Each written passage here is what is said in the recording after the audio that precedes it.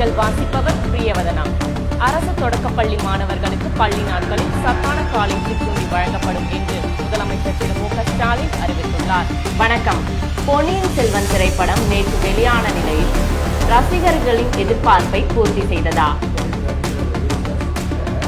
இந்தியாவில் சாதிவாரி கணக்கெடுப்பு நடத்த மத்திய அமைச்சரவை ஒப்புதல் வழங்கியுள்ள நிலையில் அது குறித்து பொதுமக்கள் தெரிவித்த கருத்துக்களை பார்க்கலாம்.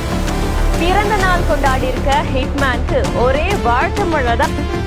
தமிழகத்தின் இடைக்கால பட்ஜெட் அனைவருக்கும் பிரமிப்பூட்டும் வகையில் உள்ளதாக மதிமுக பொதுச் செயலாளர் வைகோ தெரிவித்துள்ளார்.